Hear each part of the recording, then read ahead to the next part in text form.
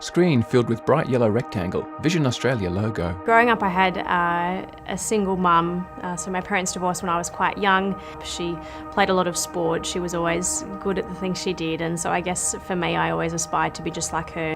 Growing up in Geelong, I suppose we had a fairly standard upbringing where we would just go and play sport as much as possible. Jess Gallagher, Winter and Summer Paralympian. We started realising that my eyesight was deteriorating to the extent that it was when I started Year 12 in high school. Very quickly Mum took me off to the GP. I was then sent to the eye specialist and then sent to Melbourne for a whole host of different tests, and then came back with a diagnosis that I had a rare genetic disease that now classed me as legally blind. Close-up of a tandem road bike's chainring. I certainly felt like I was losing a huge part of my life.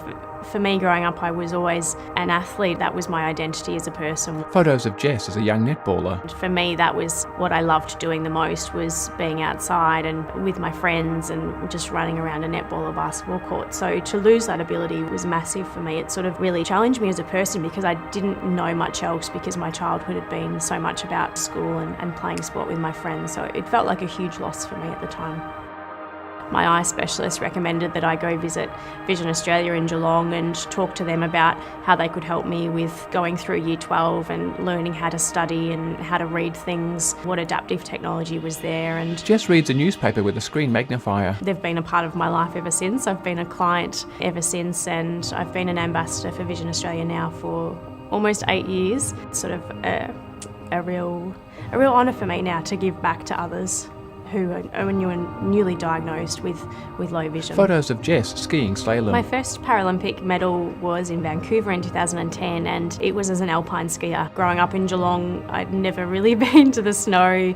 No one in my family skied. I was still very raw in the sport. I was the girl from the summer country that shouldn't be able to ski. My mum did come to Vancouver for my first Winter Paralympics, and at that stage, when she saw me win my Winter Paralympic medal, she'd never seen me ski before. So it was a pretty incredible moment to have her come over to Vancouver and sitting in the stands and to cross the finish line and know that I'd won my first Paralympic winter medal, that it was the first Australian female to have ever won one.